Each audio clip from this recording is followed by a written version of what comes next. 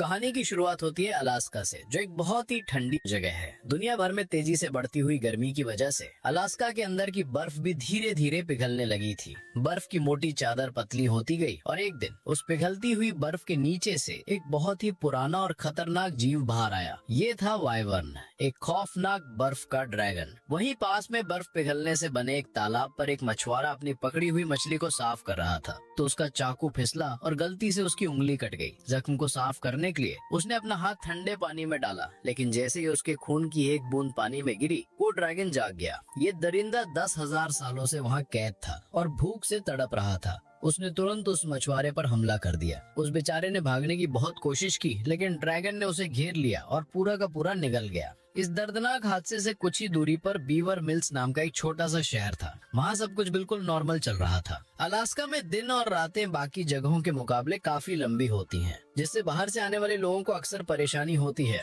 इन्हीं बाहर वालों में से एक था जेक। जेक पहले ट्रक ड्राइवर हुआ करता था, लेकिन अपने भाई की एक भयानक एक्सीडेंट में मौत के बाद उसने वो काम छोड़ दिया और अब एक कारपेंटर का काम करता था। इस वक्त जेक शहर के एक छोटे से रेस्टोरेंट में कुछ रिपेयरिंग का काम कर रहा था। जब जेक काम कर रहा था, तब वहाँ काम करने वाली एक लड़की क्लेयर उसे बड़े ध्यान से देख रही थी। जेक काफी देर से काम कर रहा था, तो क्लेयर ने सोचा कि उसे कॉफी ऑफर करनी चाहिए। वो कॉफी लेकर उसकी तरफ बढ़ी ही थी कि अचानक डेविड, जो शहर का एक जाना माना डॉक्टर था, बीच में आ गया। उसने क्लेयर के हाथ से कॉफी ले ली, ये सोचते हुए कि ये उसके लिए है, और क्लेयर से पूछा कि क्या वो उसके साथ डेट पर चलेगी। क्लेयर ने उसे मना कर दिया, जैसे वो पहले भी कई बार कर चुकी थी। डेविड थोड़ा बेइज्जत और गुस्से में फील करते हुए वहाँ से चला गया। बाद में क्लेयर ने जेक से माफी मांगी और बताया कि वो कॉफी असल में उसके लिए थी, पर अब तो वो गई। उसने जेक को खाना खाने को ऑफर दिया अगर उसे भूख लगी हो तो। जेक को वाकई भूख लगी थी, तो वो मान गया। डाइनर के अंदर जेक की मुलाकात एडना नाम की एक बुजुर्ग औरत से हुई। वो वहाँ की रेगुलर कस्टमर थी और हमेशा 2 लोगों का नाश्ता ऑर्डर करती थी, एक अपने लिए और एक अपने पति के लिए। दुख की बात ये थी कि वो उसी मछुआरे की पत्नी थी जिसे अभी कुछ देर पहले ड्रैगन ने खा लिया था। एडना अभी तक अपने पति के गायब होने के गम से उबर नहीं पाई थी। क्लेयर ने नोटिस किया कि जेक भी कुछ ऐसे ही दुख से गुजर रहा है। उसने जेक को दिलासा दिया और कहा कि उसका भाई जहाँ भी होगा खुश होगा, लेकिन जेक अपने भाई के बारे में बात करने के लिए तैयार नहीं था। उसने अपनी कॉफी खत्म की और घर चला गया। शहर में दूसरी तरफ एक रिटायर्ड कर्नल अपने गार्डन में अपने कुत्ते को खाना खिला रहा था कि अचानक आसमान से एक बड़े से हिरण का कटा हुआ सर गिरा और सीधा उसके सामने आ गिरा। ये अजीब घटना जल्द ही न्यूज में आ गई, क्योंकि उस इलाके में सिर्फ एक ही रेडियो स्टेशन चलता था। तो रिपोर्टर ने ये खबर सबको सुना दी। ज्यादातर लोगों को लगा कि ये कुछ शरारती बच्चों का मजाक होगा, लेकिन असल में ये आने वाले खतरे की निशानी थी। जेक ने ये खबर सुनी, लेकिन उस पर ज्यादा ध्यान नहीं दिया और अपने घर वापस चला गया, जो कि एक वैन थी। कुछ देर बाद डॉक्टर डेविड जेक के पास उसकी वैन पर आया। उसने जेक का हाथ देखा और कहा कि वो उसकी चोट का इलाज करना चाहता है, लेकिन इलाज तो सिर्फ एक बहाना था। डेविड असल में ये पता लगाना चाहता था कि क्या जेक और क्लेयर के बीच कुछ चल रहा है। जेक ने मना कर दिया और डॉक्टर को बताया कि वो यहाँ पर हमेशा के लिए नहीं रहने वाला। उसने समझाया कि जैसे ही उसके भाई के एक्सीडेंट का इंश्योरेंस पैसा मिलेगा, वो यहाँ से चला जाएगा। ये सुनकर डॉक्टर बहुत खुश हो गया। उसने जेक से कहा कि इलाज के पैसे देने की जरूरत नहीं है और अगर कोई और मदद चाहिए हो तो बता देना। वापस जाते वक्त डेविड जंगल के पास अपनी गाड़ी रोककर बाथरूम के लिए उतरा। जब वो बाहर था तो उसने ऊपर से एक जोर की आवाज सुनी। जब उसने ऊपर देखा तो उसे वो बड़ा सा बर्फ का ड्रैगन दिखाई दिया। ड्रैगन गाड़ी के पास आया और अचानक डॉक्टर पर हमला कर दिया। डेविड किसी तरह जंगल में भागा और कुछ देर के लिए छुप गया। जब उसे लगा कि ड्रैगन चला गया है, तो वो वापस अपनी गाड़ी के पास आया, लेकिन जैसे ही उसने गाड़ी स्टार्ट करने की कोशिश की, ड्रैगन वापस आ गया और उस पर हमला कर दिया, जिससे ऐसा लगा कि डेविड मारा गया है। अगले दिन हेस नाम का एक आदमी जंगल में शिकार करने गया। उसने जमीन पर अजीब से निशान देखे और एक बहुत बड़े जानवर का गोबर भी देखा। वो जानता था कि उस जंगल में कोई भी ऐसा जानवर नहीं है जो इतने बड़े निशान छोड़ सके। अचानक वो वाइवर्न उसके सामने आ गया। हेस ने अपनी बंदूक चलाई, पर ड्रैगन बच गया। गोली की आवाज शहर के पुलिस ऑफिसर शेरिफ डॉसन ने सुनी, जो डाइनर के बाहर जेक से बात कर रहा था। वो दोनों आवाज का पीछा करते हुए जंगल में गए, जहां उन्हें हेस मिला, जो बहुत डरा हुआ था। हेस ने उन्हें बताया कि उसने आसमान में एक बड़ा सा मॉन्स्टर देखा है और वो मुश्किल से अपनी जान बचाकर भागा है। शेरिफ को उसकी बात पर यकीन नहीं हुआ। उसे लगा हेस कुछ नशा करके बोल रहा है और उसने उसे स्टेशन जाकर स्टेटमेंट देने को कहा। लेकिन तभी जेक ने जंगल में कटा हुआ हाथ देखा। उसने उसकी शर्ट और घड़ी को तुरंत पहचान लिया। ये डॉक्टर डेविड का हाथ था, जिससे वो कल ही मिला था। शेरिफ कंफ्यूज हो गया और उसे समझ में नहीं आ रहा था कि ये सब क्या हो रहा है। हेस बार बार कह रहा था कि वो मॉन्स्टर बहुत खतरनाक है और सबको मार डालेगा। हालांकि उनके पास ड्रैगन का कोई सबूत नहीं था, लेकिन डेविड के कटे हुए हाथ को नजरअंदाज नहीं किया जा सकता था। शेरिफ ने रेस्टोरेंट में एक इमरजेंसी मीटिंग बुलाई। उसने सबको बताया कि एक अनजान जीव शहर के लोगों पर हमला कर रहा है। उसे पूरी तरह से हेस की मॉन्स्टर वाली बात पर भरोसा नहीं था, लेकिन फिर भी उसने लोगों को सावधान रहने और अपने घरों के अंदर रहने की हिदायत दी। तभी डेप्यूटी सूजी वहाँ डॉक्टर का कटा हुआ हाथ लेकर आई। ये देखकर सब लोग घबरा गए। शेरिफ ने सख्ती से कहा कि कोई भी जंगल में अकेला नहीं जाएगा और सब अपने पेट्स का ध्यान रखेंगे। शहर में जल्दी एक खास सालाना फेस्टिवल होने वाला था और लोगों ने शेरिफ से पूछा कि उसका क्या करना है। जेक बीच में बोला कि तुम लोग पागल हो क्या, एक आदमी का हाथ मिला और तुम्हें फेस्टिवल की पड़ी है। लेकिन शेरिफ ने कहा कि एक बाहर वाला हमारे तरीके नहीं समझता और फेस्टिवल नहीं रुकेगा ताकि शहर में डर का माहौल न बने। मीटिंग के बाद शेरिफ को टॉमस नाम के एक आदमी का फोन आया, जिसने कहा कि उसके फार्म पर हमला हुआ है। शेरिफ तुरंत फार्म की तरफ निकल गया। उधर रिटायर्ड कर्नल ट्रेविस अभी भी ये पता लगाने की कोशिश कर रहा था कि उसके गार्डन में वो हिरन का सर किसने फेंका। उसने ऊपर देखा और आसमान में उस बड़े से ड्रैगन को उड़ते हुए देखा। वो तुरंत अपनी जीप लेकर पुलिस को बताने निकल पड़ा, लेकिन रास्ते में ड्रैगन अचानक उसके सामने आ गया। कर्नल बंदूक लेकर गाड़ी से बाहर आया और Y1 पर गोलियां चलाने लगा। गोलियों से ड्रैगन को कुछ हुआ तो नहीं, पर शोर से वो डरकर भाग गया। इसके बाद कर्नल शहर गया और डेप्यूटी सूजी को सब कुछ बताया। उसने कहा कि एलियंस ने हमारी दुनिया पर हमला कर दिया है। सूजी को लगा कि ये बूढ़ा पागल हो गया है और उसने उसे घर जाने को कहा। फिर भी उसने सोचा कि चलो शेरिफ को एक बार बता देना चाहिए, लेकिन तब तक शेरिफ टॉमस के फार्म पर पहुंच चुका था और फोन नहीं उठा रहा था। जब शेरिफ घोड़ों के अस्तबल में गया तो उसने टॉमस को आवाज लगाई। अचानक वो खून के एक तालाब में फिसल गया। वहाँ पड़े हुए उसे टॉमस की लाश दिखाई दी। शेरिफ इतना खून खराबा देखने का आदी नहीं था। वो इतना घबरा गया कि बेहोश हो गया।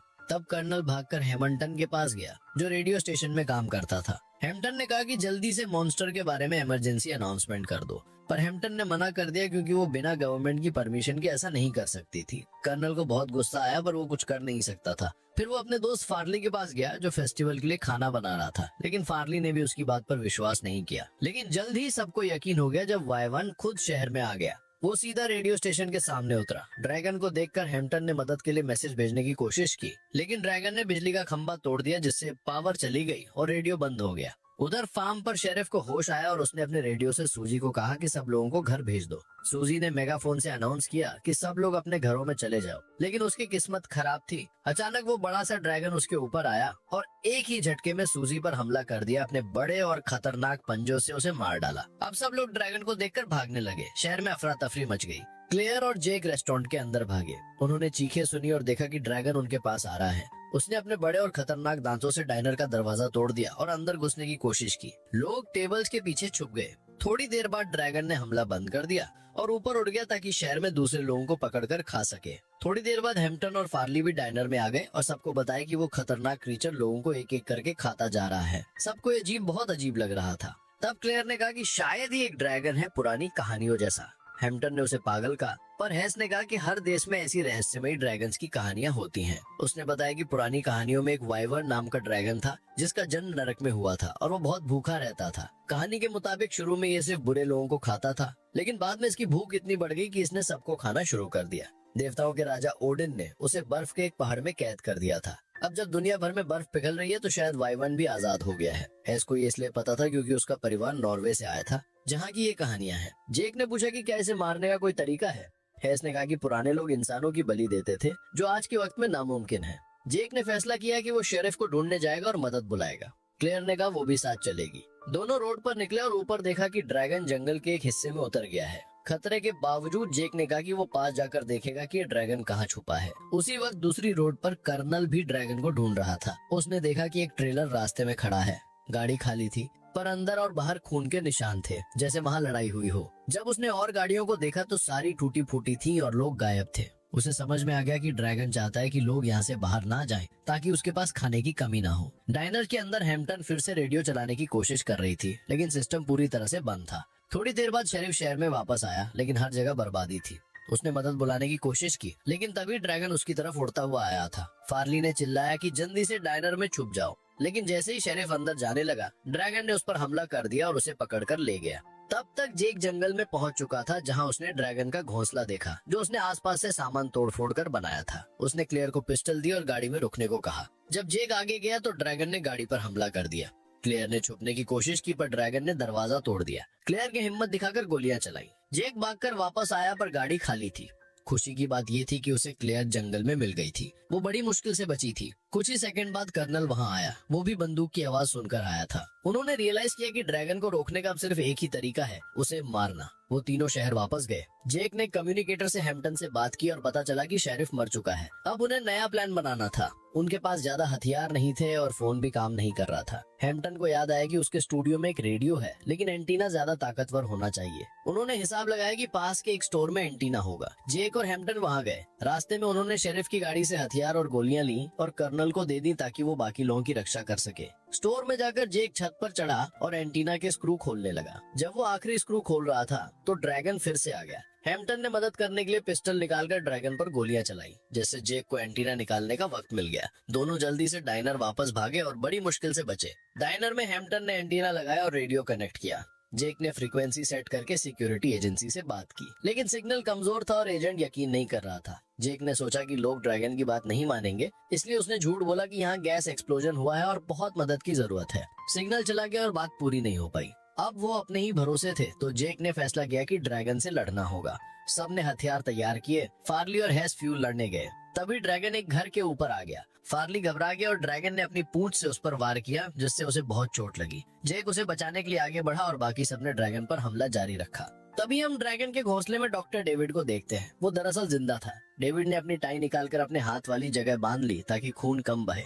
जब वो खड़ा हुआ तो उसने ड्रैगन के 3 बड़े अंडे देखे, लेकिन इससे पहले कि वो कुछ कर पाता, ड्रैगन वापस आ गया और उसे पकड़कर शहर ले गया। उधर शहर में जेक और क्लेयर थोड़ा आराम कर रहे थे कि हैस ने बताया कि वाइवन वापस आ चुका है। सबने बाहर देखा तो ड्रैगन ने डेविड को जमीन पर छोड़ा। ये एक जाल था। वो चाहता था कि लोग उसे लेने बाहर आए। जेक जानता था कि ये ट्रैप है, पर वो डेविड को मरने के लिए नहीं छोड़ सकता था। वो उसे बचाने गया। जब ड्रैगन ने हमला किया तो जेक ने पिस्टल चलाई। हैस और कर्नल ने भी गोलियां चलाई। फार्ली ने घायल होने के बावजूद भागकर ड्रैगन का ध्यान भटकाया और ये प्लान काम कर गया। जेक ने डेविड को बचा लिया, लेकिन ड्रैगन फार्ली को पकड़कर अपने घोंसले में ले गया। थोड़ी देर बाद एक रेस्क्यू हेलीकॉप्टर आया, पर जैसे ही वो शहर के पास आया, ड्रैगन ने उस पर हमला करके उसे तोड़ दिया और पायलट को मार दिया। एक बार फिर शहर के लोग अकेले हो गए थे। डेविड, जिसकी हालत बहुत खराब थी, उसने अपनी आखिरी सांसों में बताया कि घोंसले में 3 अंडे हैं। अगर वो अंडे फूट गए तो और ड्रैगन्स पैदा होंगे और उन्हें रोकना नामुमकिन होगा। जेक ने कहा, हम जंगल जाएंगे और अंडों को खत्म करेंगे। उन्होंने एडना को वहीं छोड़ा और बाकी सब जंगल गए। वहाँ उन्हें एक पावर जनरेटर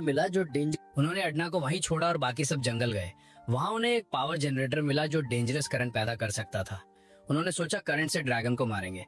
हैम्पटन ने जनरेटर सेट किया। सब तैयार थे, लेकिन जैसे ही जेक स्विच ऑन करने वाला था, ड्रैगन ने उन पर हमला कर दिया। प्लान फेल हो गया और हैस मारा गया। कर्नल अपने दोस्त को मरता देख पागल हो गया और अंडों पर गोलियां चलाने लगा। जेक ने उसे रोका और कहा कि अंडे अभी भी ड्रैगन को लुभाने के काम आ सकते हैं। रास्ते में उन्हें एक बड़ा कार्गो ट्रक मिला। जेक ने फैसला किया कि वो ट्रक को यूज करके ड्रैगन को जाल में फंसाएगा। उसने कहा वो ये अकेले करेगा ताकि क्लेयर सेफ रहे, क्योंकि अब वो उसे पसंद करने लगा था। जेक ने अंडे ट्रक में लोड किए और फुल स्पीड से ट्रक भगाया, हॉर्न बजाते हुए ताकि ड्रैगन पीछे आए। ड्रैगन जाल में फंस गया और ट्रक का पीछा करने लगा। उसने ट्रक को टक्कर मारी और फिर विंड स्क्रीन के सामने आ गया, जिससे जेक को कुछ दिख नहीं रहा था। रास्ते में एक बड़ा पहाड़ और गहरी खाई आई। जेक ने ट्रक को फुल स्पीड में खाई की तरफ दौड़ा दिया और आखिरी मौके पर ट्रक से कूद गया। ट्रक ड्रैगन और अंडों के साथ पहाड़ से नीचे गिरा और एक जबरदस्त धमाका हुआ। उस धमाके में ड्रैगन और उसके